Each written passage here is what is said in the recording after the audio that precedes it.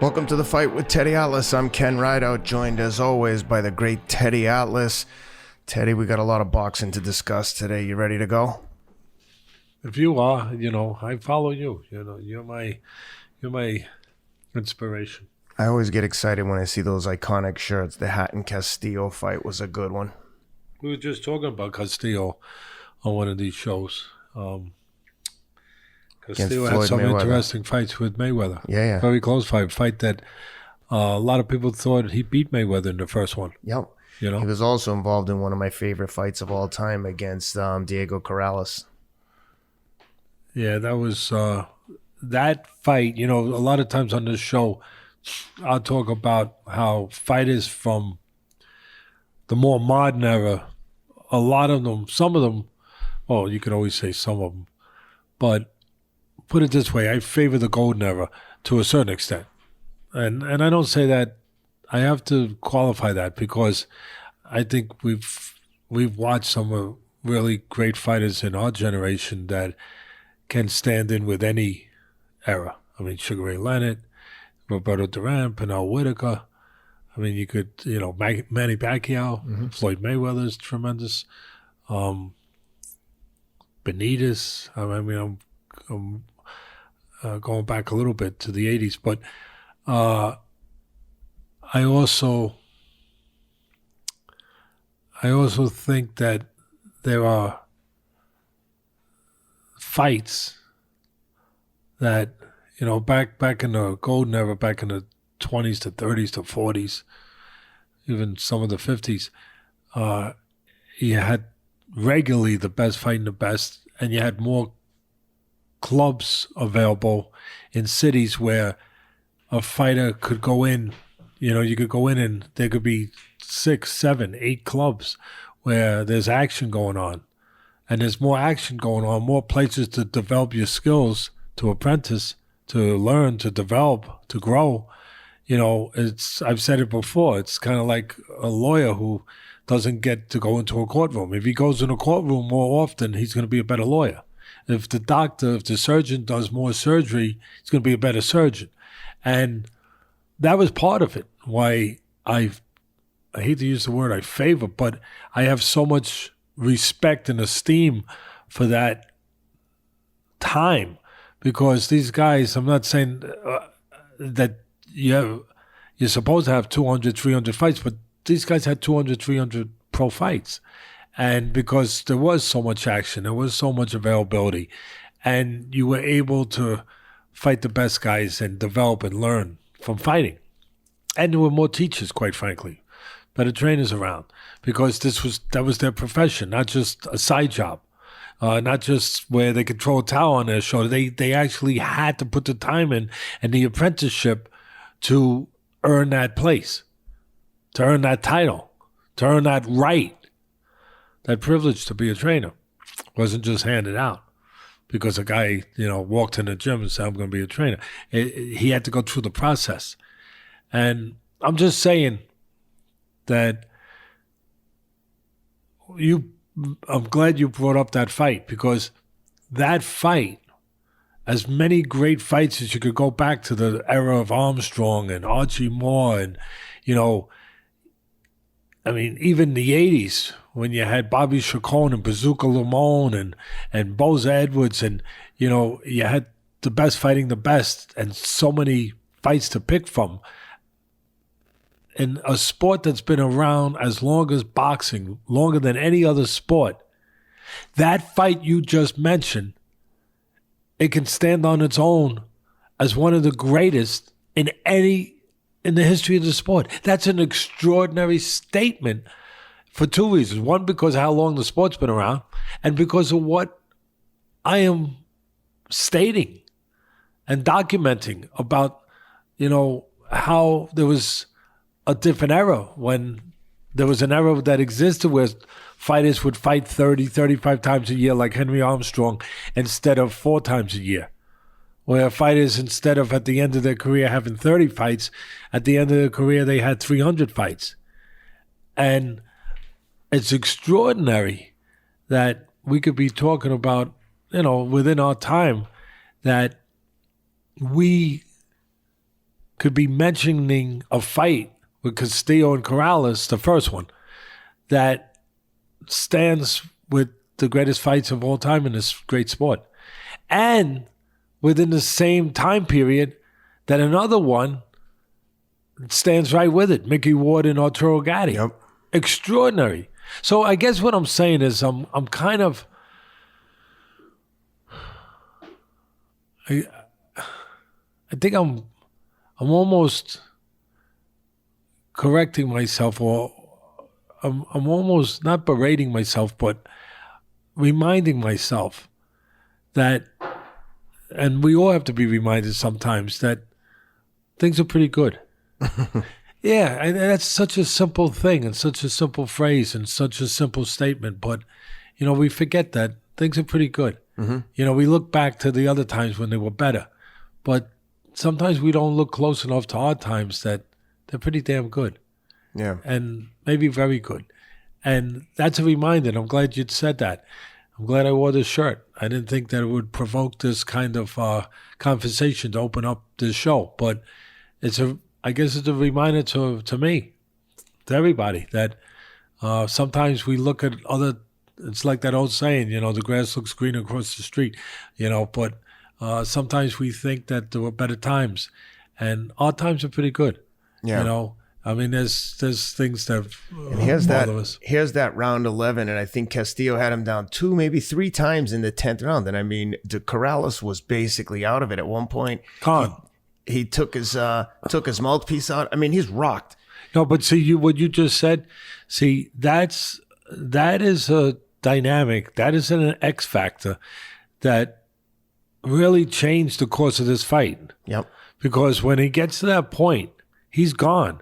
If he doesn't take his mouthpiece out or allow his mouthpiece to be spit out. He took it out and basically like spit it out and they took a point away at one point. But if he doesn't do that, he gets knocked out. Yep. And look at him. So there could be some people, and I'm taking nothing away from this late, great warrior here on this night. And God bless him. He's not with us anymore. But watch what he does. He takes the mouthpiece out. He's gone. But he's getting up, but he takes the mouthpiece out. I believe it's in his glove right now. Credit to Tony Weeks for not stopping this, because he would have stopped one of the best comebacks in the history of boxing, at least up there in the top. Now let's not miss what you said here. He took his mouthpiece out second time, and he left it on the canvas. So bought himself a good 20 seconds. Yeah, he saved himself. And now there's going to be people, Ken. I mean, if we're going to be pure about this, there's going to be people that are going to say, if he didn't do that, if he didn't basically do an infraction, right? Yeah. It's fair to call it an infraction, right? Go against what you're supposed to do. He doesn't win his fight. Now, that takes nothing away from the greatness of the fight and the greatness of him to come back here. But it is something that should be mentioned. Am I right? Oh, it's the whole thing. I mean, it was like the perfect storm. The ref waited, and there he hit that perfect left hook. And now you got Castillo in big trouble. And again, Tony Weeks has let Corrales come back from 2 big knockdowns. I mean, these guys are exchanging. There's not a lot of defense here. He's recovered now, Corrales, which is pretty extraordinary, the capacity to recover. When you look at the condition he was in, 40 seconds ago. Look at that shot. He's catches not only him, that, he's got him hurt now. His left eye is completely closed, Corrales's, and now he's got Castillo on the ropes, and it's all over. Tony Weeks. And Weeks did a good job. Great job. Yeah. Because he was clearly out on his feet. Because he didn't stop it too soon. Yep. And he didn't stop it too late. That's right. He did it perfect. Oh, perfect. That was an awesome refereeing job and made for one of the greatest fights in modern history, I think. No. See, that's where I'm going to correct you. And that's you got to take those headphones off if you don't hear me. It's this way you hear me when I speak. Please. I just said that these fights fit in the greatest, not just in modern history, in any history. These fights fit in the great history of the sport, period. 200 years, 100 years, whatever you want to trace it back. You want to go back to the Greeks? You want to go back to the first fights in the Olympics? Wherever you want to try to trace this sport to the real genesis of it, it's a long time. These fights match up in any of that history, any of that place, not just modern history. That's fair. Yeah, it is fair. Not modern. Say it, not just modern. Not just modern. That's right. All history. Because, which is extraordinary. We were around to see it. and Mickey Ward and Gaddy first. Again, that first one, they fought after this, warming up to what the first one is. Yep. Same thing with movies. Yeah. You know, when is the sequel as good as the first? Very rarely. Yeah. Godfather 2. Yeah. Okay, right? Yeah. Yeah, right. But very rarely. Very rarely. What about Rocky 2? Rocky 2... Not for me. Rocky 1 was by far better. Of course. I know. But I'm just saying... It was okay. It's not bad, but some of them are bad. I would say the Rocky matches Godfather 3 was terrible. I would say that the Rocky movies match up well with the Gotti Ward fights. They were good. The second and third were good, but nothing matched the first. Yeah. And I talked to Diego Corrales the week after this fight in Vegas. I was at another event and he was in there and he was still, his face looked a mess a week later. I mean, a mess. His eye was like all bloodshot inside. He was, but always such a nice guy and very approachable, super friendly. Really good guy. That was a fun fight to watch. See, those are the kind of fights why I rail against the incompetence and corruption in the sport sometimes, because of the reality of what we just watched there. That why I've said it so often on ESPN for my 22 years, that these fighters don't leave the ring with what they go into the ring with, that they often leave parts of themselves in the ring. Yep. Parts of themselves were left in the ring that night. Yeah. You know, emotionally as well as, you know, mentally, emotionally, and physically. You know, you don't get those things back.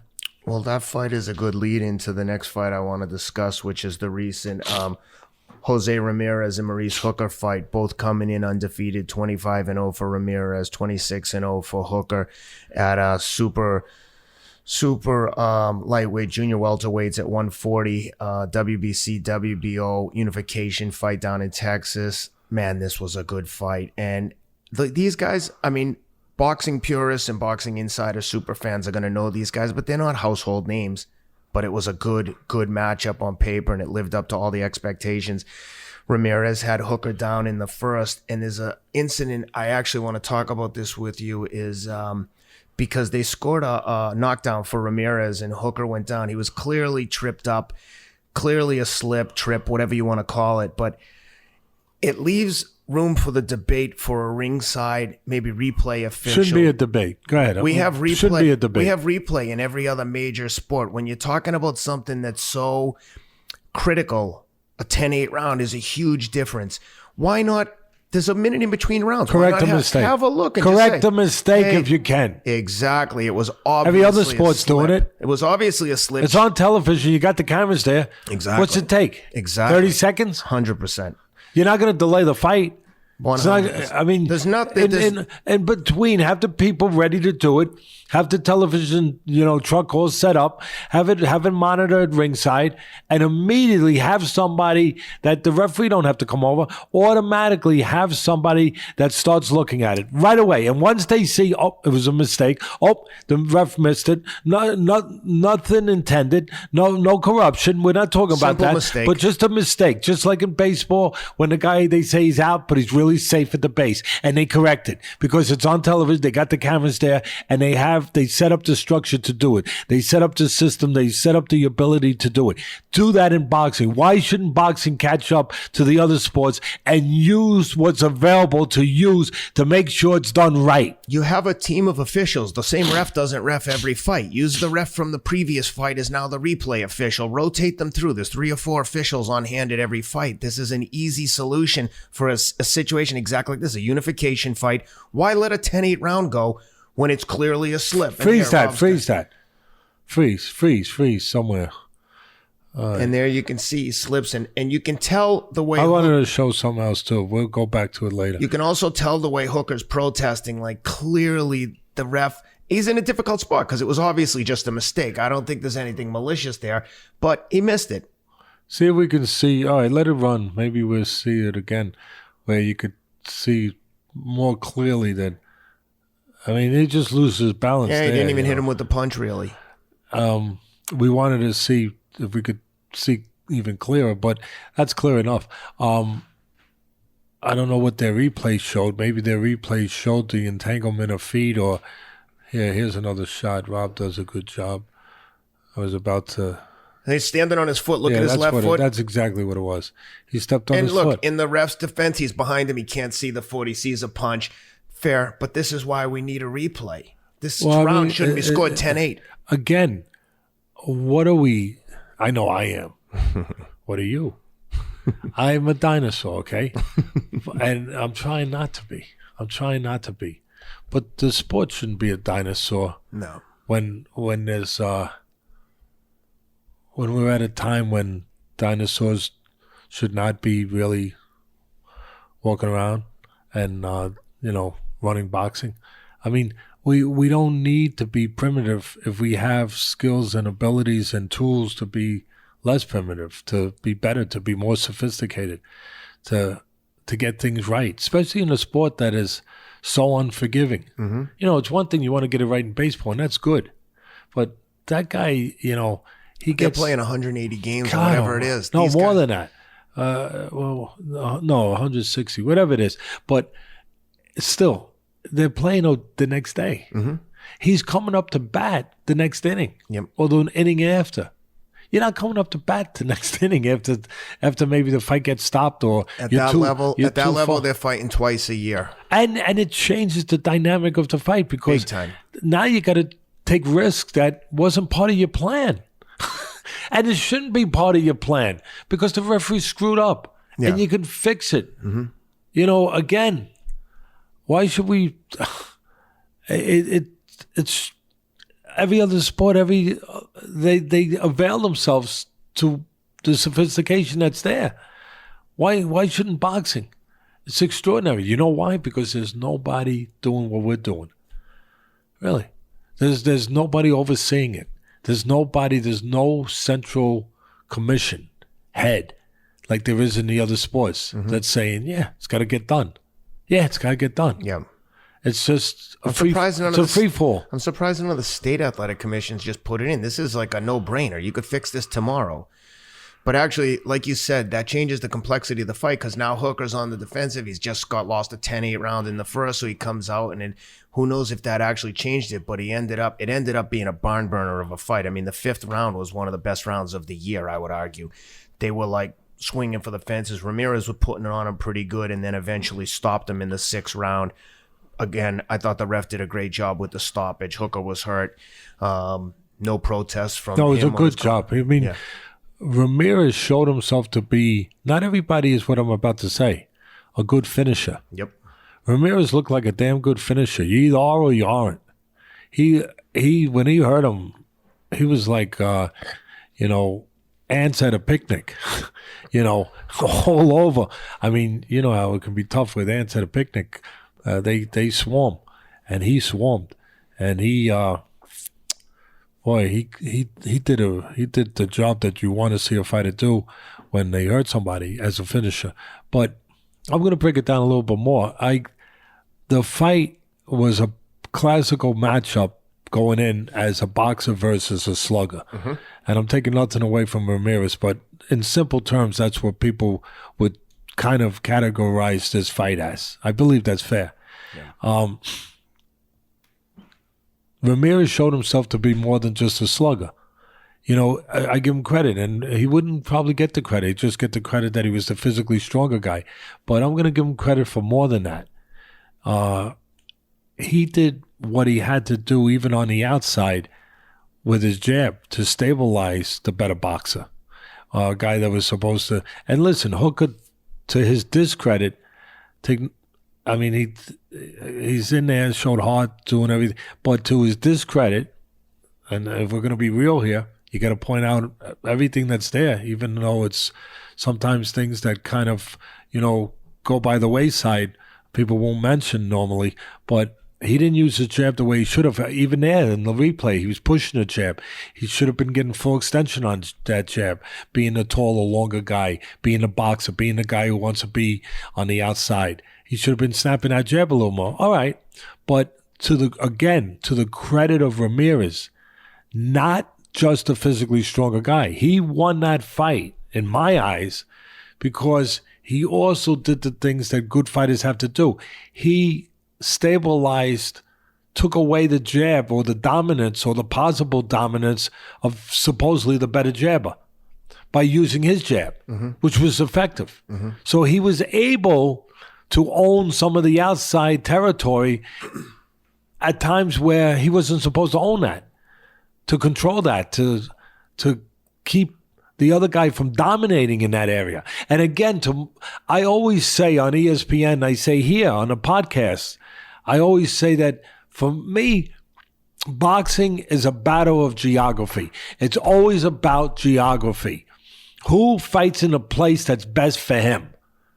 And Ramirez, the geography for that fight, for Ramirez to better himself, to get optimal results, was to be close, because he's physically the shorter guy, the stronger guy too, and perception of a slugger. Obviously, the geography that was supposed to be, the right place for Hooker was on the outside, not as physical, different skill sets, more sophisticated, supposedly, speed, length. Supposed the geography that he's supposed to look to control is on the outside. So, and the fight did go that way. The guy who owned the geography, the better geography for what their skill sets were, won the fight for the most part. Ramirez was able to get close, was able to get hook on the ropes, was able to get to that physical place that you want to get to if you're the more physical guy. But, and there's a but, again, I'm going to give him extra credit. In the spots when he had to at least offer something on the outside to, again, keep the other guy from getting too confident, too much in control on the outside of his geography, so to speak. Ramirez did that. He used his jab. He out-jabbed Hooker. Rob's my man. He's probably looking for it to back me up, because that's why I hang out with you guys. You back me up. You back me up. That's for sure. And, and that's what people's friends are supposed to do.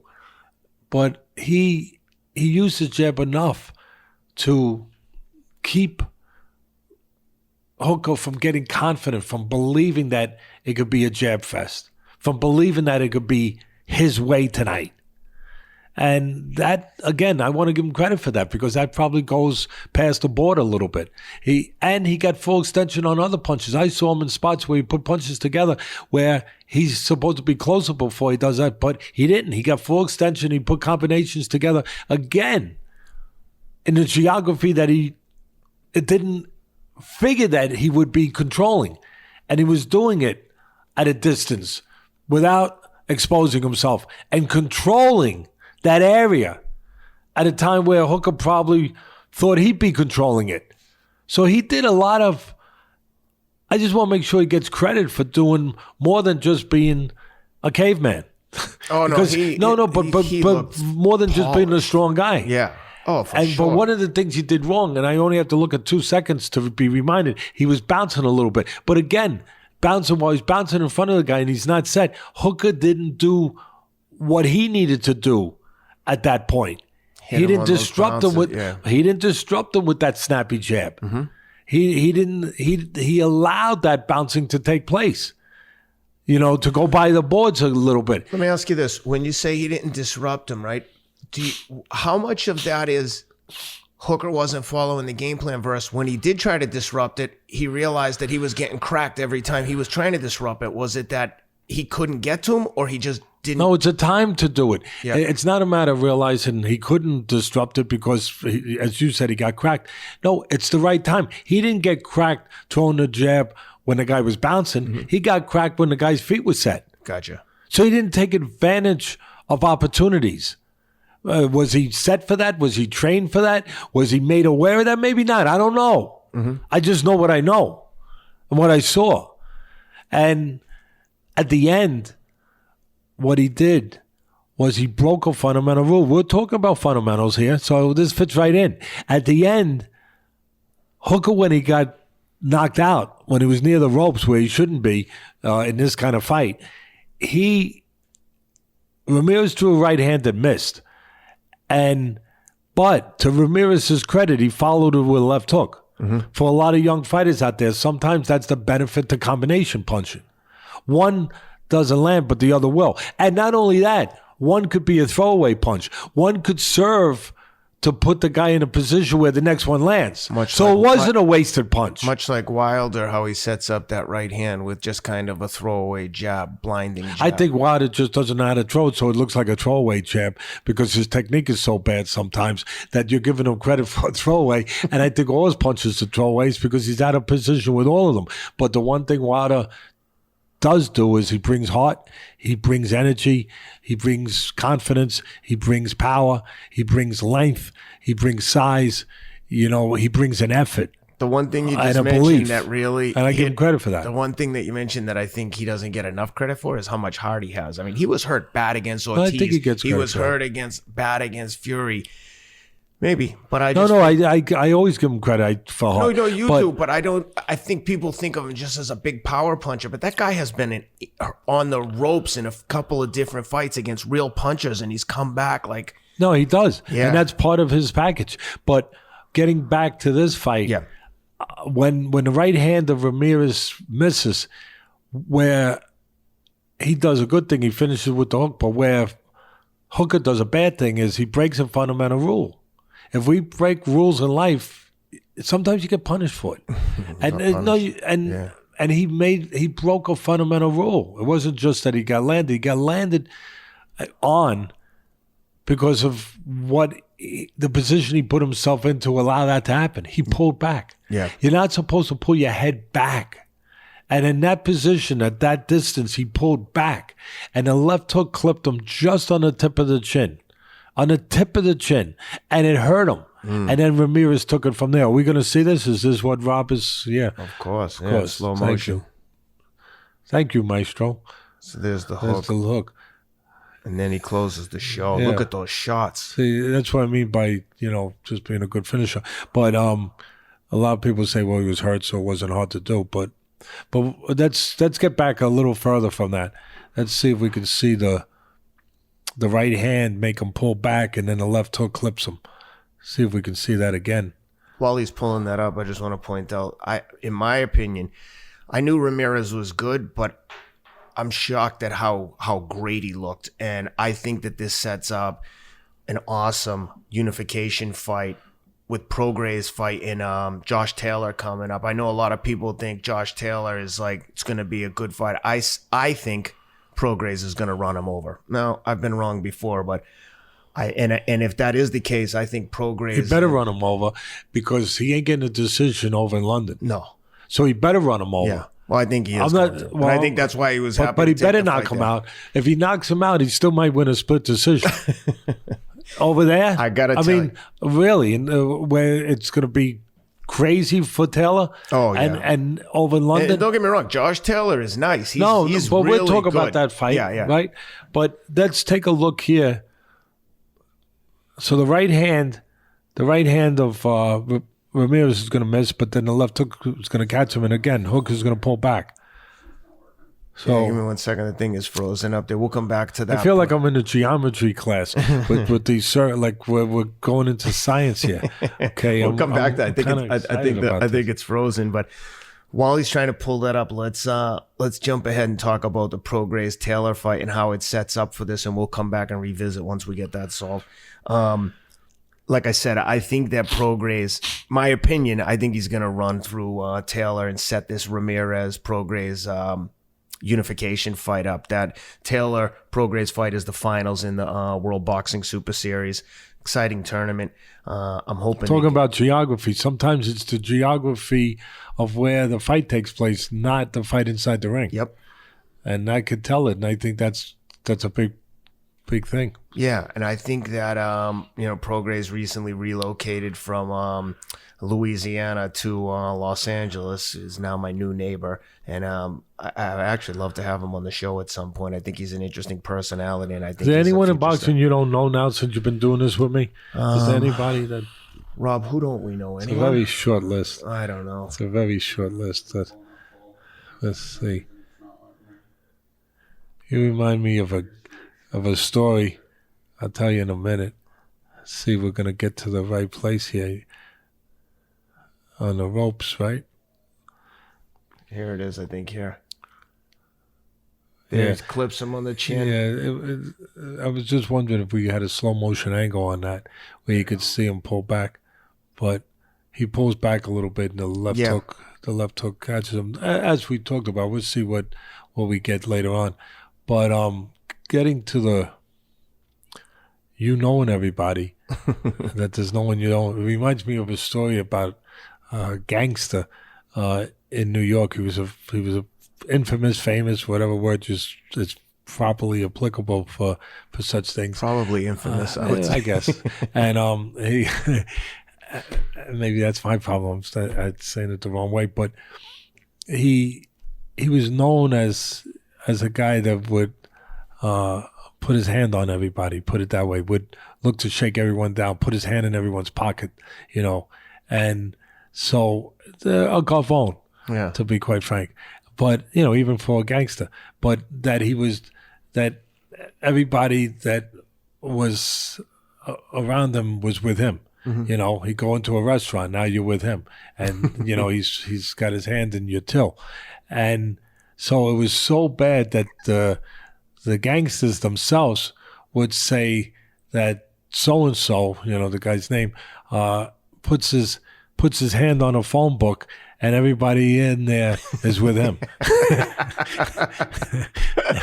and you're getting to be that way in boxing. Oh, I don't want to be the gavone. No, you're not a gavone. No, it's different. Yeah, listen, you're not shaking anyone down, Ken. Nah, hell no. I wouldn't be with you.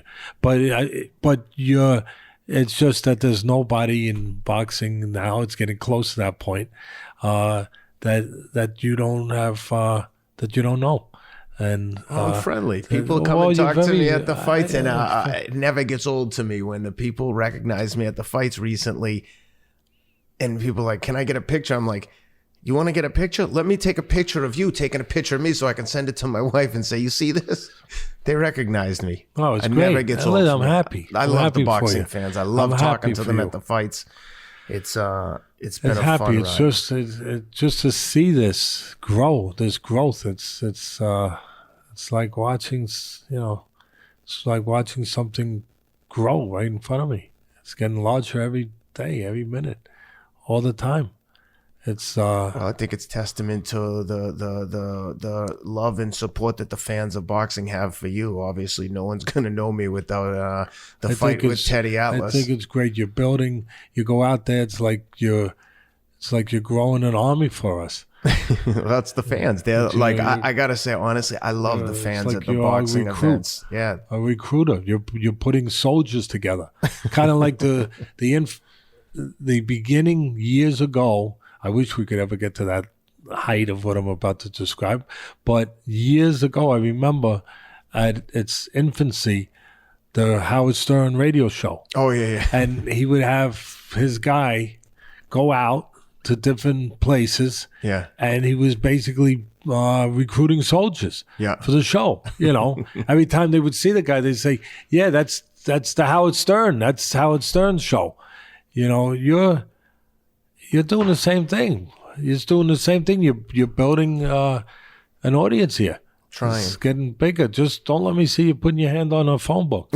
Well, all right. Speaking of going out to the events, I was at the at Kownacki Arreola fight this Saturday at Barclays Center. Man, well, we didn't finish about Prograis. Oh, sorry. You're right.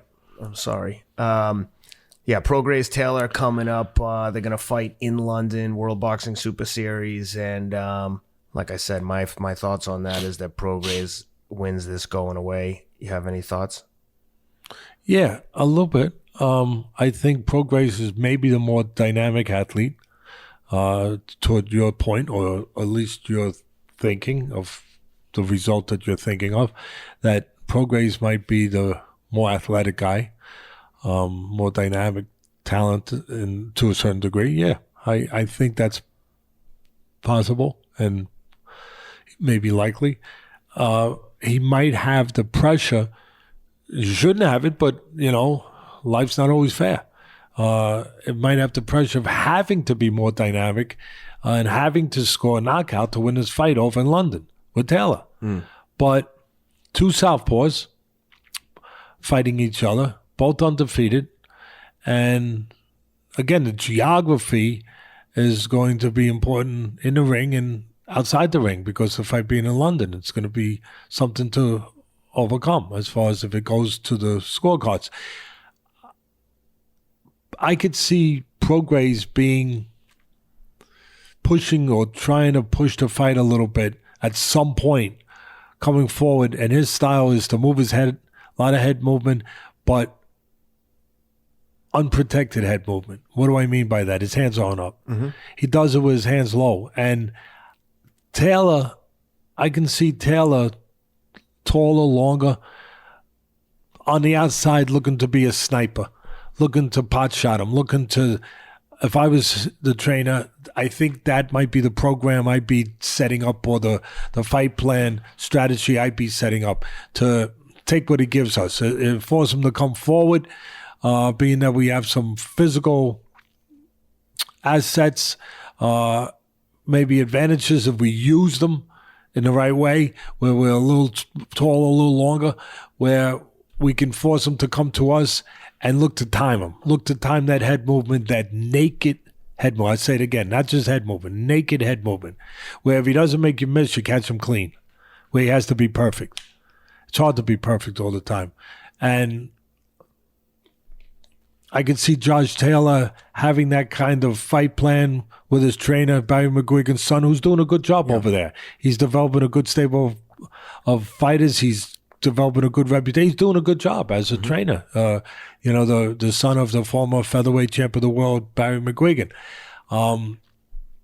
So I could see Josh Taylor, against two southpaws, looking to pot shot him, catch Prograis coming in with a little recklessness with those hands low.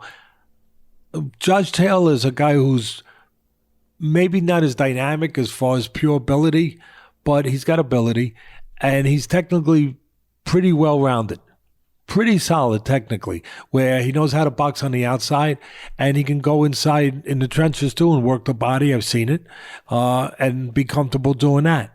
So it should be an interesting fight. It should be a good fight, an interesting fight. Again, I hate to say it, but I know the realities of the sport, and that's why people, I hope, listen to us, because we talk about the realities, not just about what's easy and convenient, and avoid things that aren't convenient and easy, or worry about what somebody might say that we're saying something. We say what we believe. And hopefully with the judgment that should be attached to those beliefs. If he doesn't hurt Taylor, he's going to, unless it's the kind of fight we don't expect, where it's completely dominant, which you expect, but I don't expect, it's going to be hard for him to get out of there, with a decision. But having said that, put that aside, just the things that we can't control that. The things that we can talk about that are more controllable, the talent, the styles, the technique, the mistakes that both guys can make. I can see Taylor, again, boxing on the outside when he has to get in close, being able to tuck up and do that too. He's technically pretty solid. At the end of the day, I see Taylor winning a decision. I see the opposite of you. Prograis, I see what you see, but I also see what I see. I see the mistakes. I see the whole picture of the atmosphere and what's going to be going on. And listen, the crowd can work the other way too. The crowd could work to entice Taylor to fight in the wrong geography. It can do that a lot. That should be said. It could lift you, but it could also lift you to where you shouldn't be, to fight the kind of fight, overly aggressive fight, if you will, whatever, but in the wrong places, the wrong quarters, because you're fulfilling what you think the crowd wants you to fulfill. Yeah. Either way, it's an interesting fight. I think that I can see Taylor. I think he has to get hurt. I'm not saying he can't get hurt. But he probably has to get hurt for Prograis to be able to win that fight over in London. Yeah. Oh, that'll be interesting. One of us is going to be right. One of us is going to be wrong. That's right. Well, regardless of who wins, it makes for an interesting unification fight with Ramirez. Seems like all parties are interested in seeing that happen. It's an interesting fight. If Taylor wins, it's a huge fight in London. Oh, yeah. Huge. I would think it has to be there because of the finances would speak to it. Yeah. Would demand it. For sure. But although Ramirez is a big draw in California too. Really big. Yeah, but I still think that it would probably go towards London. But if I mean, again, it would be, like I said, it would be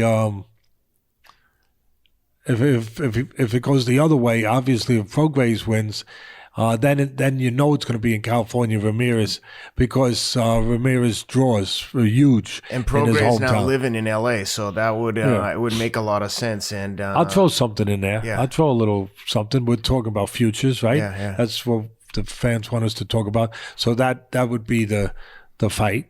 How about, again, we're not there, but Lomachenko is fighting Campbell in London. Huge fight. Yeah. Huge fight against the gold medalist, 2 gold medalists. Campbell was a gold medalist in the Olympics, and Lomachenko's a 2-time gold medalist, the best fighter in the world, either him or Crawford, for the most part. I think most people would agree. And it's going to be a huge fight over there. Now, if Lomachenko wins that fight over there, how about him going up? I know that he's already at his max, so to speak, but it depends.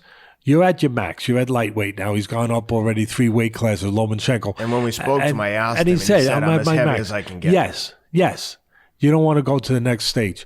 But that's against a guy like Mikey Garcia, who's no longer in the picture for the most part. That was against that kind of talent. Yeah. Now, do you rethink that? Do you rethink it, Ken? And you say, wait a minute. It's a different. I'm not in any way knocking these guys or not respecting Ramirez or Prograis or Taylor, but it's a different talent level now. Now do you say, wait a minute, with those guys being the opponent and it being a huge fight in London, a huge fight, in California, does Lomachenko, if there's no other places to fish, so to speak, right? Does he start thinking, hey, maybe I will go up to junior welter. Maybe I will go up. Especially if one of those guys unifies all 4 belts and Loma can go up and challenge for all 4 belts at another weight class. It would be unprecedented. It changes the thinking now. Yes. Where we thought the door was closed on Loma going any higher. Yeah. It might open again. That's all. That would be an interesting scenario. That's all. That's all I'm saying. Yeah. But compelling matchup too. Assuming, regardless who wins, all 3 of those guys, Ramirez, Taylor, and Prograis, any of those guys, assuming Loma gets past Campbell, which I think he will. Man, what a compelling fight that would be. That's going to be an interesting fight because Campbell's not the easiest style. He's a tall, long guy, not a physical guy, but he likes to talk about geography. He likes to control the outside, and he's. I believe he's a southpaw, but he likes to control, like Loma. He likes to control the outside. And he, you come in 4 inches, he goes back 8. Yeah. That's not the easiest. Loma deals with everything. I got it.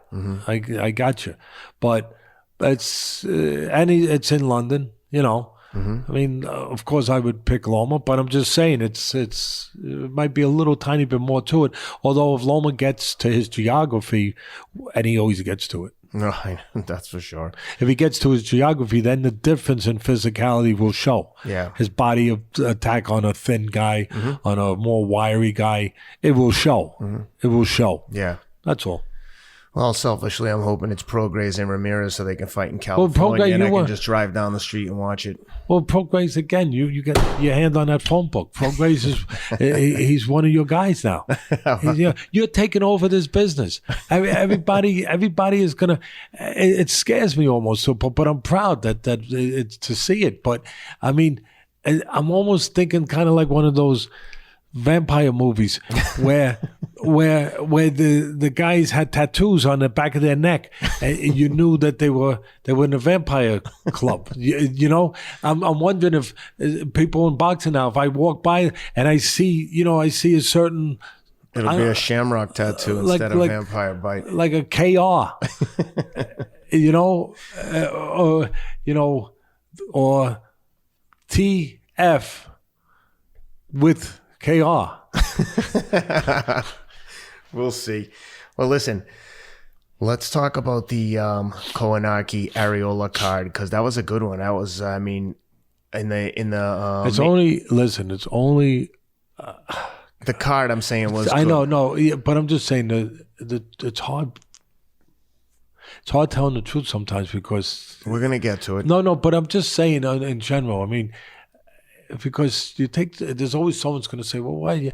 But do you want the truth, or you want you want it only when it's? Well, we're going to get the truth. So if you don't want the truth, no, I'm just saying, stop the only show when now. It's convenient. You know what I mean? I mean, because, yeah, it was an entertaining fight. Yes, to a certain extent, but it was one-sided. So I don't know how entertaining it was. But yeah, it was rock'em sock'em rope. Okay, anyone could say that. Anyone could make that. But I'm just saying, it could also be, a commercial for Excedrin for migraine headaches. And it's not supposed to be. It's not always supposed to be, just about, who can get hit in the head the most. You're talking about the main event, and just to clarify, the whole card I thought was entertaining, and we'll get to that main event. But just to summarize, the main card started with Curtis Stevens, who lost. He looked to be, no offense to Curtis Stevens, looks to be a shot fighter. Every time he got touched, he went down. The ref finally stopped. Good puncher, Stevens, through his career. I mean, good left hook. Dangerous puncher. But if he doesn't get you out of there early. I'm not disagreeing. And now he's at where he is too. So anyway, Stevens lost his title in the first fight on the main card, but the next fight was pretty compelling because you had John Pascal against Marcus Browne from Staten Island. Marcus Browne, obviously undefeated Olympian, coming in, riding high, destroyed Badu Jack, looked to be world beater. And Pascal, who you could easily argue is a shot fighter, past his prime coming in, but he didn't look like it this night. He was getting to Marcus Browne. They were exchanging. Marcus Browne was landing some big shots. Didn't seem to have any effect on Pascal. Pascal eventually dropped him 2 or 3 times, and then he got Marcus Browne suffered a vicious cut via headbutt accidental. They went to a technical decision to the scorecards. Marcus Browne lost on all 3 scorecards by 1 point. But man, this was a raucous crowd. Big support for Marcus Browne. But ironically, John Pascal probably had 3 or 4 fans all sitting directly behind Marcus Browne's people and screaming in French the whole night. There was bad blood coming into this. Pascal was riding him about his domestic abuse charges. Just a lot of bad blood leading into the fight, and they were getting after it. It was a tough fight for the referee. He was busy all night breaking them up in clinches, a lot of roughhousing.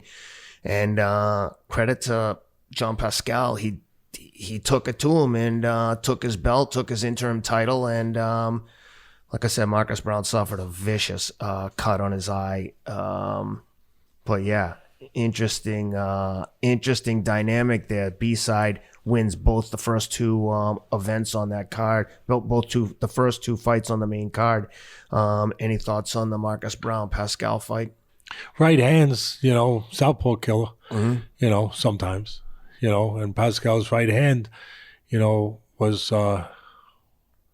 effective that night and when it needed to be, in the spots that he needed it to be that southpaw killer it was, and it obviously got him the victory, getting those knockdowns, 3 knockdowns, I believe. Bad knockdowns. The first one, his head snapped back, bounced off the canvas. I was actually surprised he got up because, I mean, that was a legit knockdown. I mean, he was rocked. One of the things that,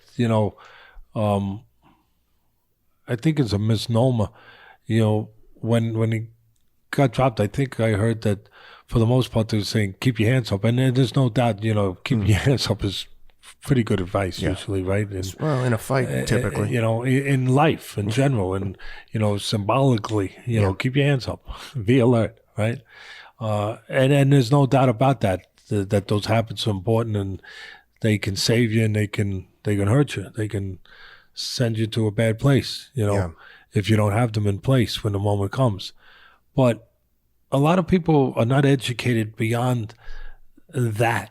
And I'm not saying I know more than anyone else, but just like it's too simple to just say keep your hands up sometimes. And I'm not saying that that's not at times and oftentimes in my business can be the case.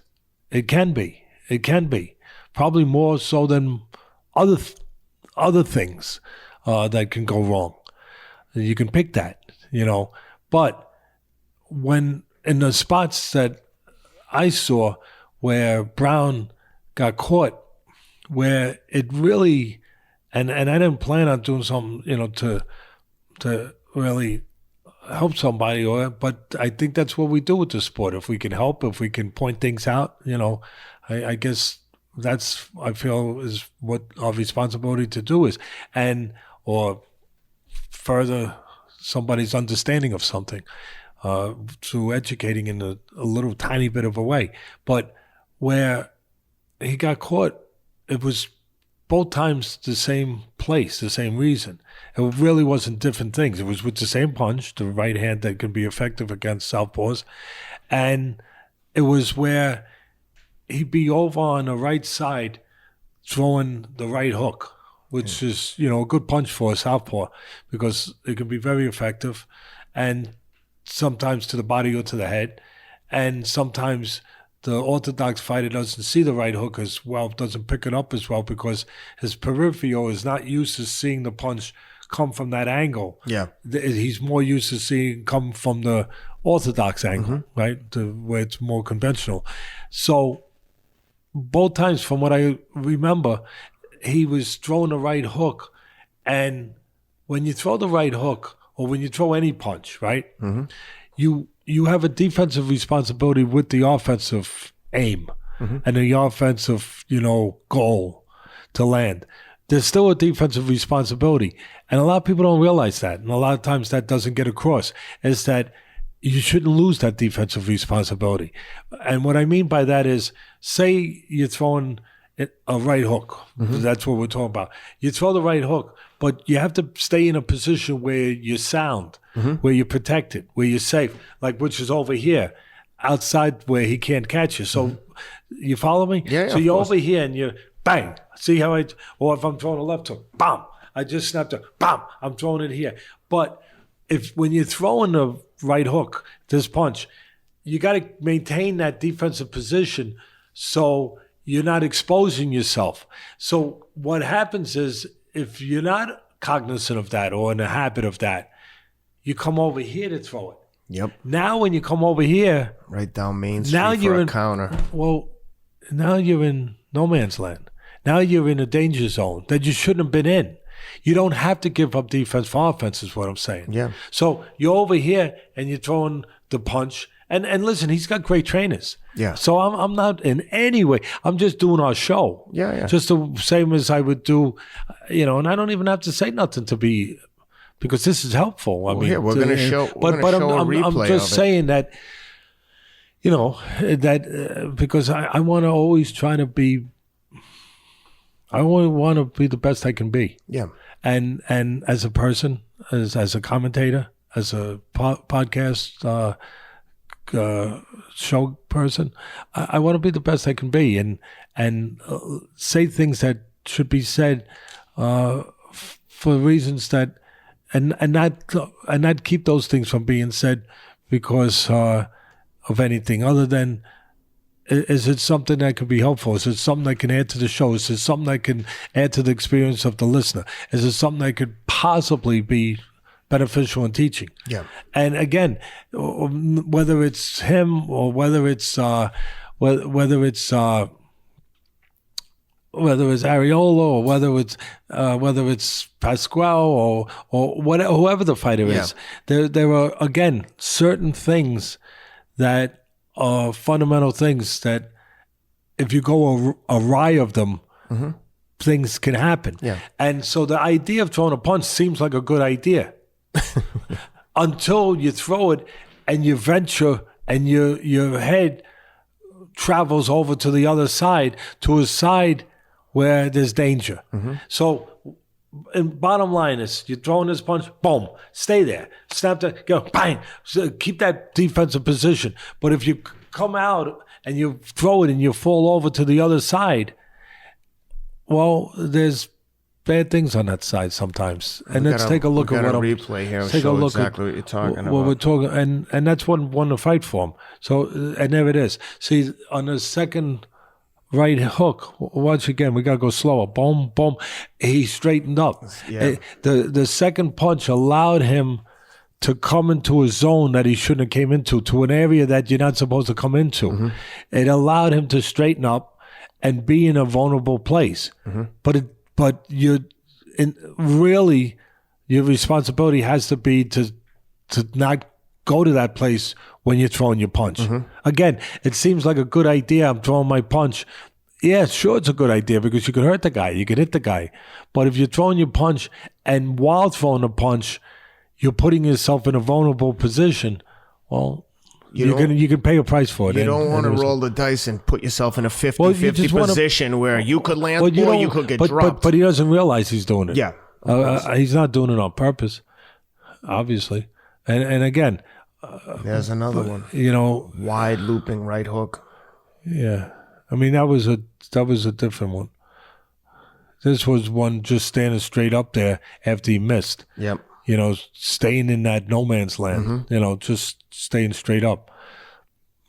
I think there's other ones that probably could have shown, again, the illustration of what I'm talking about. Yeah. But the one showed it, but I think that was 2 knockdowns. I think there's a third one, if Rob finds it, which probably illustrates even clearer what I was talking about. Yeah. As far as, that vulnerability. You know that, but at the end of the day, he showed hard. He got up, and but Pascal at his age, at this point in his career, showed something. Oh yeah, I think he surprised a lot of people.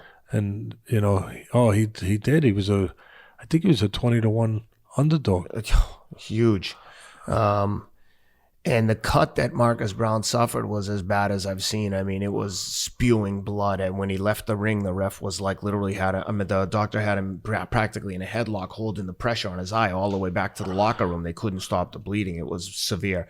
And it was, I tell you, the crowd was aggressive, man. Pascal, like I said, there was a lot of bad blood going into that. And as Pascal left the arena with the belts, Browne's people were giving it to them good, and Pascal was going back at them, and by the time his trainers came by, like 30 seconds later, the people started to get really aggressive to the point where I was like, where is the security, man? This is unacceptable. They're gonna take a swing at this guy, at these trainers. And now, granted, the trainers were antagonistic, but you shouldn't be in fear of the fans attacking the trainers and fighters regardless of what's gone on. Like, you're not involved in the event.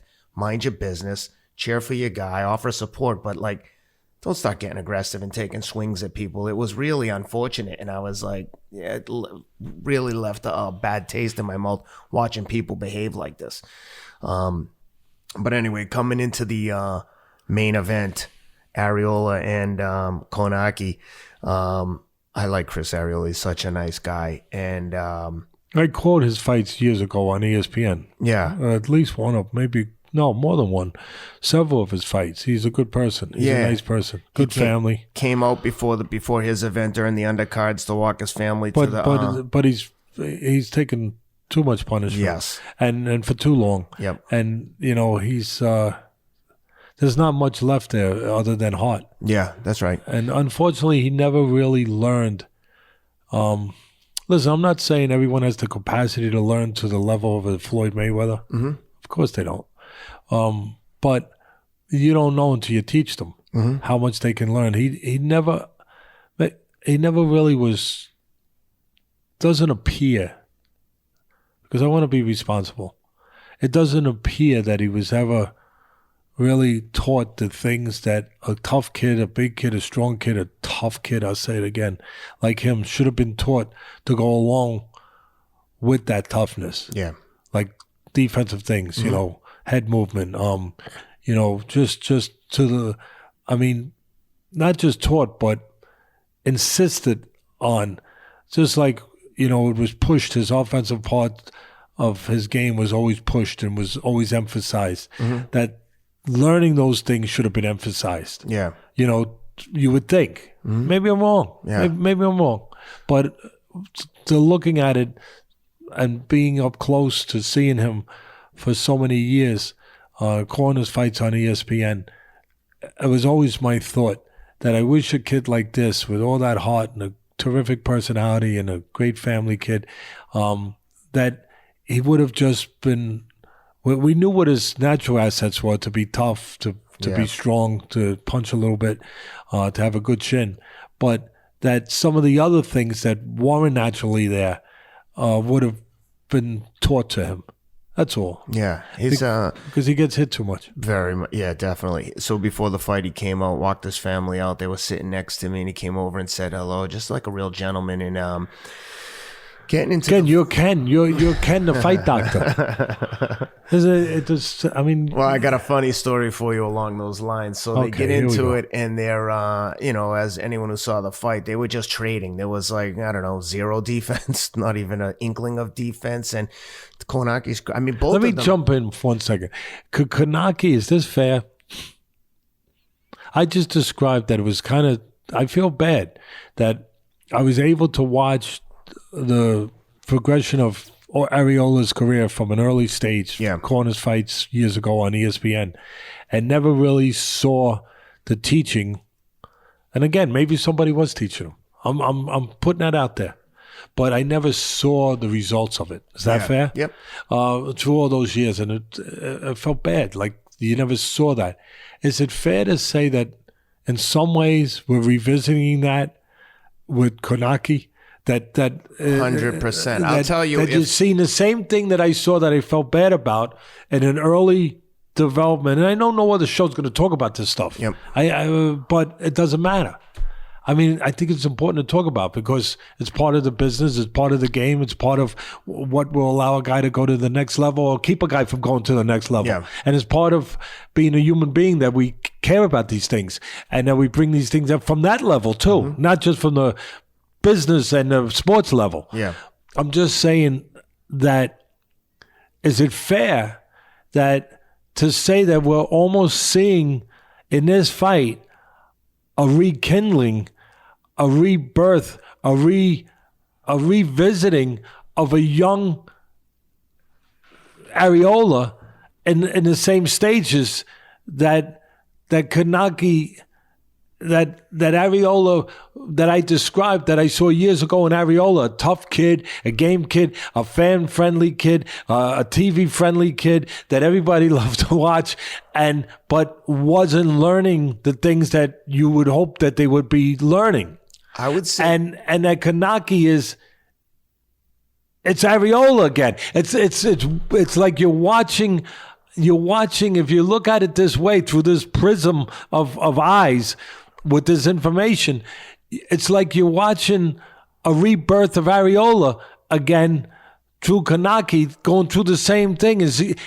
I guess what I'm saying is he going to go down the same path? Because it's very similar. It's like you're looking at a young Arreola where he's tough, he's game, but you're not seeing the development defensively. You're not seeing him learn those things, and that it's going to be the same thing. Arreola, with all the gameness, all the things, all those great things, he got to a point where the toughness couldn't take him any further. Are we seeing the same thing with Kownacki? It's almost like we are. I agree. That fair? The only thing I would say is I think Kownacki looks a little bit more polished and fundamentally sound. I don't know that I agree, but go ahead. His combinations looked a little bit smoother. But what I will say is, with what? With an older guy that could be deceiving. Exactly. And what I was going to tell you is, Arreola hit him enough times that I can promise you, if Wilder hits him like that, it's going to be lights out. He walked through a lot of Arreola's punches. Arreola's not known as like a hammer like Wilder is. Wilder is going to like put him to sleep if he lands clean on him the way Arreola did. That's my view on it. I just don't see him threatening the Wilder Fury. Maybe, Fury's not quite as big a puncher, but even Ruiz, I think, would take him apart. But I've been wrong before. Listen, I'm not in any way being disparaging when I say this, because it's been said before. We can use these kind of phrases to say that. But Ken, you're saying that your view, what you think that if he fights Wilder, I think Stevie Wonder would think the same thing. Do you understand? Yeah, I'm with you. I mean, not for nothing, not to take away from your judgment, but I mean, yeah, you think? I mean, if Wilder, and again, nobody respects fighters more than me. It's my whole life. But are you kidding me? If Wilder was to fight Kownacki, I mean, if you go back to the commissions of the years ago and you watch some of the movies and some of the documented stuff, I should say, you go back and you watch the Cinderella Man. Yeah. There was a great puncher called Max Baer, tremendous puncher. You heard of a few guys. They unfortunately, he a couple of guys passed away after the fight, or one guy did anyway, and which happens and unfortunately has happened in our sport recently. And as I'm thinking about it, I just want to say that all the fans out there continue to pray for those two fighters that we lost, for their families and for them. So if you watch that, and Max Baer was a great right hand puncher, and he was getting ready to fight to defend his title, and he was defending his title against the Cinderella Man. It's not with me right now. The Cinderella Man. They made the movie on. Russell Crowe played him. The heck. Oh God, it's on the tip of my. Rob will come up with it. Yeah, Rob will grab it. But I can't believe I'm remembering Max Baer, but I'm not remembering the guy who beat him. Anyway, so when that fight was being proposed, like you're talking about Kownacki possibly fighting Wilder, right? And when that fight was being proposed, there were people saying that the fight shouldn't be sanctioned. The commission wasn't going to sanction it. They had to give a lot of thought to it. They checked the opponent. Again, who the heck is world champion? It's the guy that Lewis took the title from. James Braddock. Yeah, James Braddock. There it is. Rob, you're fired. You're fired. I mean, our camera guy had to come up with it. Wow. James Braddock. Yeah. James Braddock, a special story. Guy that lost all his money during the Depression in 1929. Lost everything. Had to go on home relief, what they call welfare now. And he gets a chance to fight for the heavyweight title. Oh my goodness, what a story. Cinderella Man. Yeah. And he wins the heavyweight title through all that. And he was a good, solid fighter. Fought a lot of fights, a lot of good fighters. Good, solid fighter. But he didn't get enough credit till he won the title for what he was. But the people that understood the business understood that he did deserve a shot. And he did, because he won. Yeah.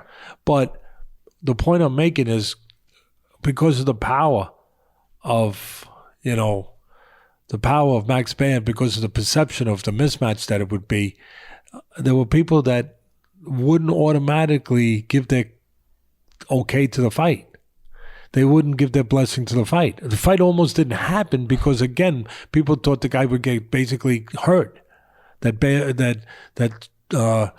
would, that Bear would hurt him, Braddock.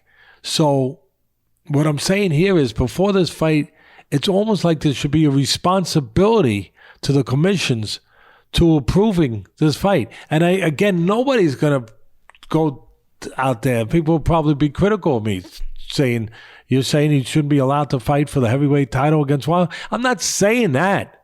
I'm just saying that we have precedent for such things, that there should be some thought if the guy could get hurt, or if it's any kind of possibility of being competitive. There should be some thought of that.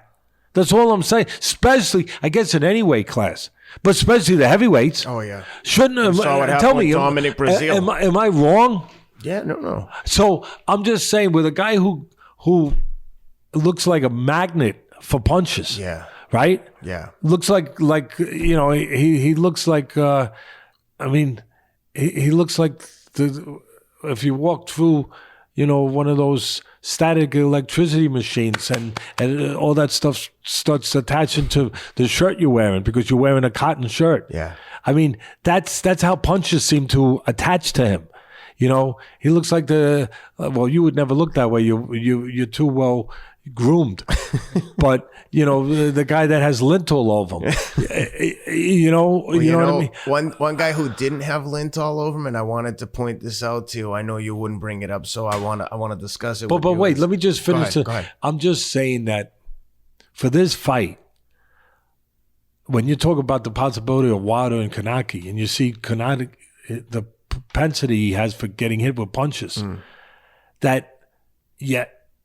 wouldn't it be responsible to say, should that fight be made? That's all I'm saying. I'm not trying to keep anyone from making money. I'm just being responsible, saying something that I think makes sense to say. Yeah. That I know is not fashionable to say. Yeah. But really, because you could, and again, it's not demeaning, but what I'm going to say to make a point is that if you ask me for the prediction of that fight, I would probably say, well, how long does it take for Wilder? Has anyone timed with a stopwatch how long it takes for Wilder to walk out to the center of the ring?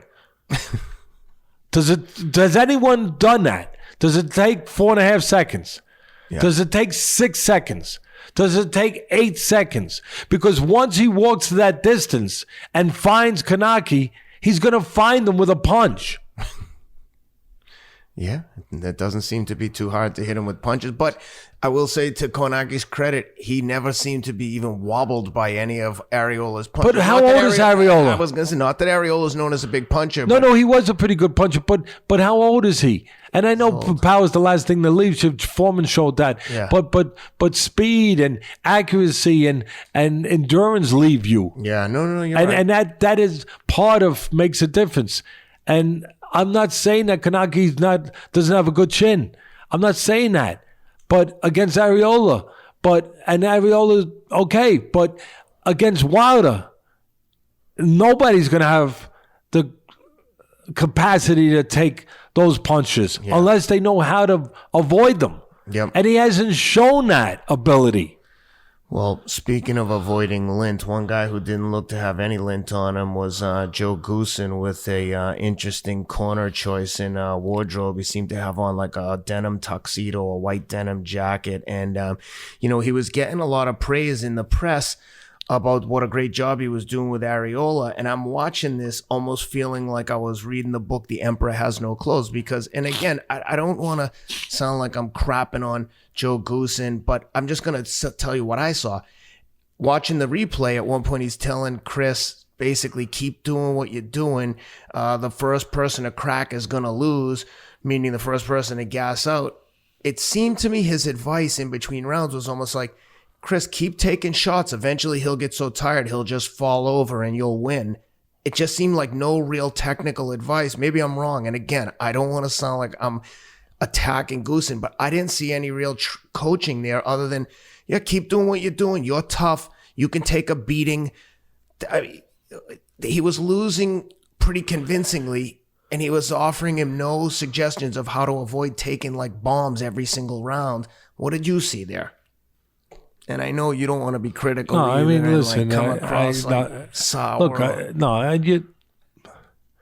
I'm gonna just say that I saw what anybody saw. I saw Arreola was the same Arreola that he's, no knock on anybody. He was the same Arreola that he unfortunately has been the last several years. A guy that gets hit too much. That's all. And hopefully it's his last fight, because he you're concerned when this is a tough business and you see a guy that at any stage of his career get hit that much. You have concern, but at this stage, at this age, after this much punishment has been absorbed by him, you're concerned. That's all. Just concerned that he shouldn't fight anymore, and that he's given us some good fights, and we love Chris Arreola, and that he's just going to be with his family now and enjoy his life and find something else to do, but not to be in a ring, because what we see is what we see every time he gets in a ring, a tough guy that gets hit. Yeah, that's all. All right, I don't want to beat a dead horse there. That was it was a fun card. Maybe not the most technical, high-level boxing, but a fun, entertaining card. And before we wrap this up, I want to just quickly touch on the... and listen, boxing is supposed, to your point, I understand what you can, and from the commentator's standpoint, from everybody, to be quite frank, boxing is supposed to be... There was a reason why somebody coined the phrase "sweet science." Yeah, there wasn't a lot of science. I'm just saying it's supposed to be... I'm not saying it can be all the time. It is all the time. But it's supposed to be more than just one guy, hitting another guy. Yeah. And hitting him randomly without any science or without any effort to it. Yeah. Without trying to figure out a way to catch this guy, because there's a slickness to him. And maybe you do catch him, but there was some thinking that was involved in it. There was some some technique and whether it's called science or strategy or instinct, but you had to figure out a way to land a punch. Yeah. It should be more than just you throw a punch and it will land. That's all. Yeah. Well, before we wrap up, I want to quickly discuss the news on Canelo Triple G. A lot of controversy here with this matchmaking, and I think a lot of it stems from the Triple G, from the Canelo, the Zone big deal they signed there. They obviously signed him to like a $365 million, 360, whatever it is, $300+ million deal for 10 fights. Then they went out and got Triple G for a big deal for 3 or 4 fights, whatever it was, with the understanding that they were going to make Canelo Triple G 3. And apparently Canelo, for whatever reason, he doesn't like Triple G. He doesn't want to make the fight. He's holding out. So he starts negotiating with Derevyanchenko for the IBF belt, and Golden Boy seems to have dropped the ball here by all accounts, including Canelo, right? They enter into negotiation with Lou DiBella, who I spoke to yesterday on the phone about they were trying to make this fight, and Golden Boy just assumes they have Canelo, that they can do whatever the hell they want. They keep asking for extensions. IBF eventually, bottom line, strips Canelo. Looks like we're going to get Triple G versus Derevyanchenko for that IBF title. Well, they can do anything they want. Haven't they proven that? I mean, they've been named the what do they call that new champion now? The franchise belt, franchise champion basically for the WBC. Means that rules apply to everyone else but to them. Well, at least with the WBC, that you have a bulletproof bubble around you. That you. IBF wasn't playing that game. They told them, we have rules. You have a mandatory. Make the fight. They couldn't make the fight. They gave him 2 or 3 extensions. They stripped him, and now it looks like we're going to get Triple G and Derevyanchenko. Is looking like what it's going to happen. But now they're talking Canelo and Andrade. And if I'm Canelo, I would have bent over backwards to try to make the Derevyanchenko fight versus Andrade. That's a much more dangerous fight, in my opinion. But there's just a ton of drama here. Came out yesterday. Canelo's has a problem with Golden Boy, says he wasn't involved in the negotiations. I don't know how much of that is accurate, but it certainly looks like Golden Boy is floundering around here. They don't look good in this. And now you got Ryan Garcia, another one of their fighters who's like one of their, after Canelo basically pays all the bills. And then you've got Ryan Garcia, who's one of their prospects, also coming out and taking shots at them on social media. Just seems like the drama can't, the Golden Boy can't seem to get away from the drama. And it seems to start at the top with Oscar. But again, I'm not close enough to them to know the intimacies of what's going on there, but certainly doesn't look good the way they're handling this situation. Look, for all the money that Canelo is receiving, what is it, $360 million? Yeah, basically like 35, 36 million a fight for 10 fights. 360 million, it's a lot of money. I mean, at some point, you would think that somebody has to impose the reality to somebody that you have to fight, worthwhile fights, and it's a catch-22. You give somebody that much money and there's a power given to them that I'm above everyone else, which you are. I'm a bigger money maker than anyone else. I am. You are. It's an unsupervised sport. It's a sport there's nobody really dictating control like there is in UFC that says you have to fight these kind of guys, or there's no standard operating procedures. There's no parameters that are forced on you. There's always somewhere you can go to get your way. Because there's no unilateral conformity in rules in boxing, right? It's the Wild West. So you give someone $360 million, you can't blame them in some ways. It's like giving a kid a Porsche. I mean, and he's just a kid, and he's going to be driving it all over the place faster than you want him to, and and thinking that the rules don't apply to him. Well, maybe you shouldn't have gave him something that nobody else has. And in this business, nobody else has what he has, which is the ability to bring that kind of market behind him, the great Latino market with the pay-per-view numbers and everything else. And so he gets this kind of money and that kind of privilege that goes with it. And then, there's also, it's not that clear. Like when IBF stands up, I want to give him credit for standing up, but it's not that clear. Let me find more information. And then all of a sudden you find out, you say, gee, it wasn't quite. It's because maybe the IBF, the reason they stripped him is they had a problem with Golden Boy, where they weren't going to get the sanction fee. I'm not saying that's the case. Yeah. I'm just saying you find out that you wish it was just as simple as them doing their job of saying, well, wait a minute, there's laws here, there's rules here. Yeah. And maybe it is sometimes. Maybe, oh my goodness, every once in a while it is. Maybe. But it isn't sometimes, and most of the time it's not. It's you find out it's not for that reason. It's for, as I said, something else, some other reason why the IBF stripped them, or that's going on behind the curtain. That all of a sudden a relationship, that's something that happened. But right now, without venturing into that, when you're going to pay somebody that kind of money. Listen, he fought Jacobs. That was okay. He wasn't a throw in Manila, but it was a solid guy to fight. Yeah. Solid middleweight, full middleweight.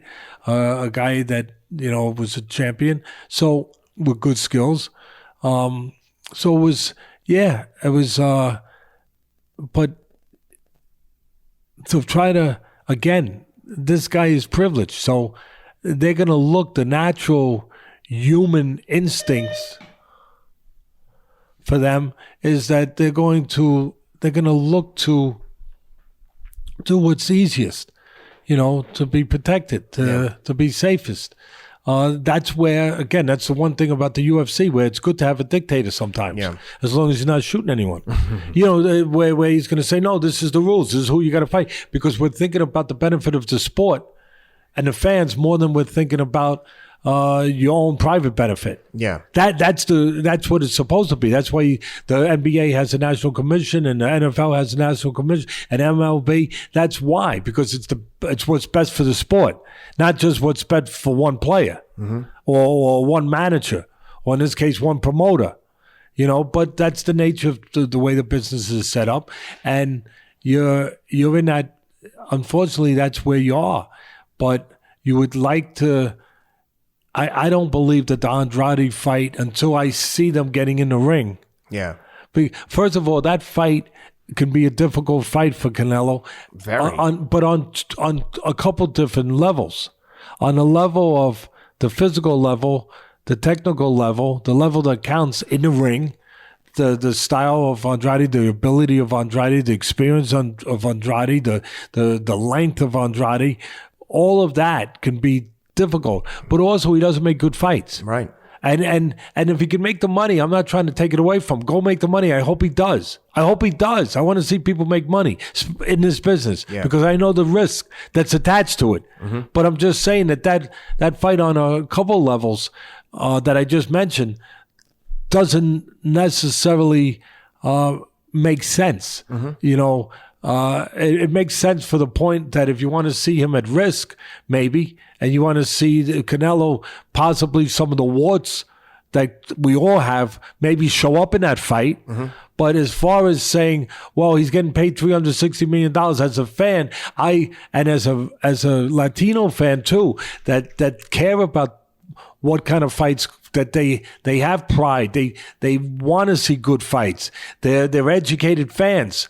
For them, I don't know if they're satisfied with that. I know that they do want to see, even though they're going to back Canelo, with the nationalism and everything else, and the pride that they have and they should have for him. I think these are hardworking people. If they're going to spend their dinero, they know this guy's getting all that money. They want to see it in a worthwhile fight. Yeah. So, at the end of the day, Triple G winds up fighting Derenchenko, the guy that obviously with all the posturing going on, all the things, I think you described some of it, all the back play that was going on, that was supposed to be Derenchenko and Canelo. That would have been a fun fight to watch. Yeah. I'm not saying it would have been a toughest fight in the world for Canelo, right? Because Derenchenko already got beat by Jacobs handily, and of course Canelo just beat Jacobs.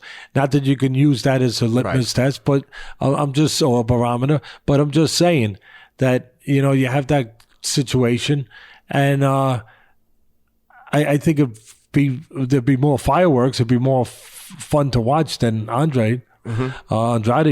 But again, I'm not saying that's not the fight that's going to possibly take Canelo to the edge of the cliff. Right.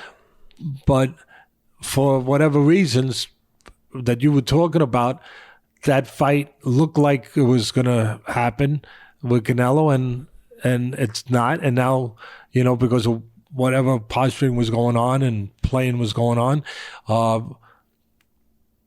to make that fight, now it's going to be Triple G and Derenchenko. And obviously you got to like Triple G in that fight. For sure. And and then you still got to ask the question, what's good for the goose is good for the gander. Ken, we have to be responsible. If we're knocking Canelo a little bit or questioning, who he's fighting, then because he gets $360 million, then we have to be fair. We have to say, well, is Derenchenko the fight you want to see with Triple G or when he's getting $100 million? Well, the thing is, I think Triple G's out there asking for the Canelo fight clearly, and Canelo is like, and that's part of it, and that's part of it that he gets a pass, because he is trying to make that fight, but but at the same time, let's get to what's tangible. He's fighting Derenchenko. Is that the fight for $100 million that you want? And listen, there's only out there what's out there. Yeah. That we can't make up something that's not there. I mean, Derenchenko's an experienced amateur. He's got that pedigree. He's got the experience. He went the distance, losing to Jacobs. It's not the worst matchup. I'm not here to beat the crap out of it. I have no problem with Canelo, with Triple G and Derenchenko. But I'm just saying you got to ask that same question. Yeah. Because if you're paying that kind of money, you might not want electric heat. You might want gas heat. You know what I mean? Yeah. You might want gas, and then you might say, well, Canelo and them they're giving you fracking. Yes. I don't know too much about fracking, but they're giving you fracking. They're not giving you. They're not even giving you electric heat. 100%. I think the zone, in hindsight, this is all so new, and I think that when they did this deal, I don't think they anticipated the fact that they were going to get pushback on some of the matchups. I think that they thought they would dictate whatever they wanted in terms of the matchups that they wanted Canelo to face for that kind of money. And listen, if you look at Canelo's boxing record on the site Boxing Record, he's fought everyone. The guy take nothing away from him. But this is the fight that everyone wants to see. This is the fight that they signed him for. This is the fight they signed Triple G for. And Canelo clearly doesn't like Triple G and doesn't want to see him get this fight. So it'll be interesting to see what happens. I think that it's opened a whole can of worms with Golden Boy, and they've come out of it from a fan's perspective. Golden Boy looks the worst of everyone involved, and maybe to a little lesser extent Canelo, just because they're clearly like avoiding this third fight with Triple G. And I understand why they are, because I think he lost the first one, and I could give him the second one. I don't have as much a problem with that, but he clearly, in my opinion, lost the first fight. So they don't want to risk. And you wouldn't either as a businessman. They don't want to risk getting to that 360. Just because they have a contract for 360, they don't have it until they get to that fight. Of course. They only get a percentage each fight. What did you say, 35 million a fight? Whatever it is. They want to get to that golden ring. Mm-hmm. They want to get to the end of that rainbow. Yep. And so Triple G could stop them from getting to the end of that rainbow. 100%. Although they have things in their favor where the decision comes in, it's going to favor them because the way the business is set up. Please. But don't forget, too, they have Triple G for 100, so they've got Triple G. Just because I was born at night don't mean I was born last night. I mean, well, and you guys, the fans, they know. And also Triple G keeps getting older. I mean, that's for sure. That's the premise of what started this, 100%. Where they fought him in the first place. They waited till he looked vulnerable. Mm-hmm. They didn't fight him 4 years earlier when we were first talking about that fight. Yeah. They were smart.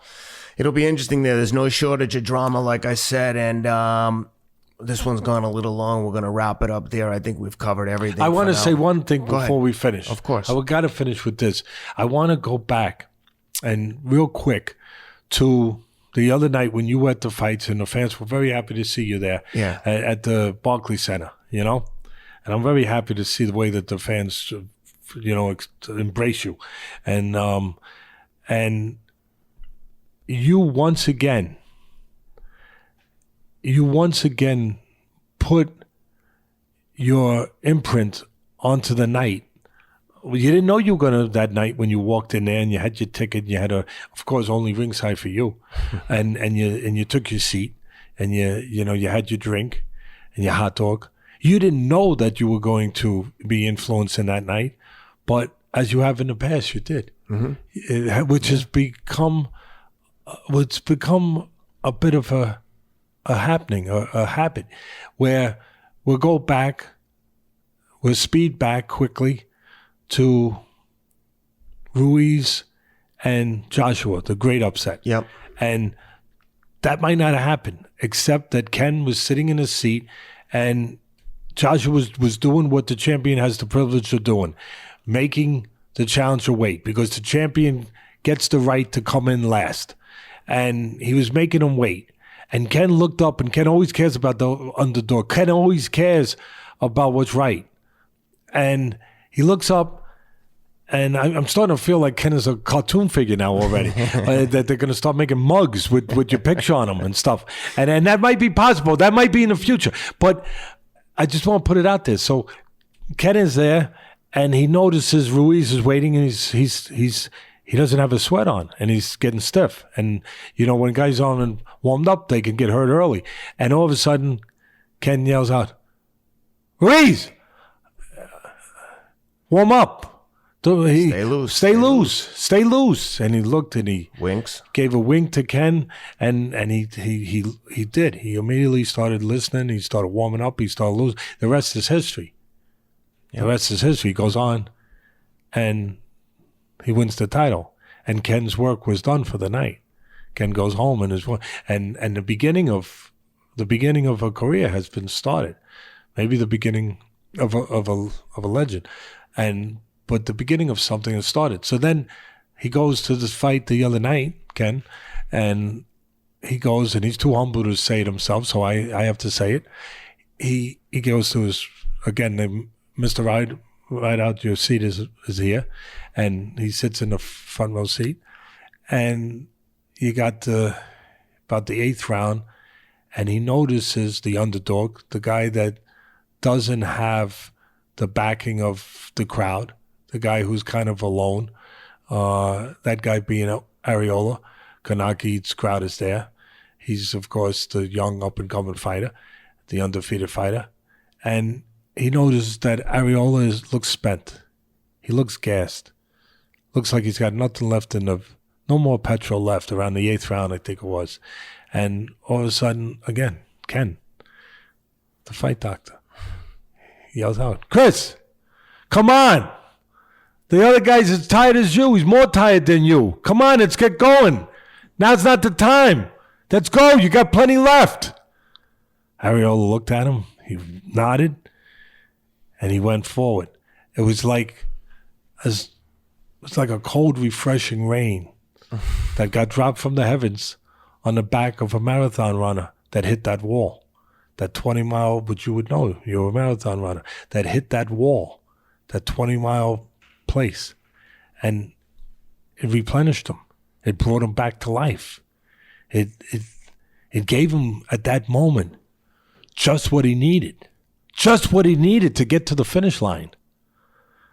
Again, job well done, Ken.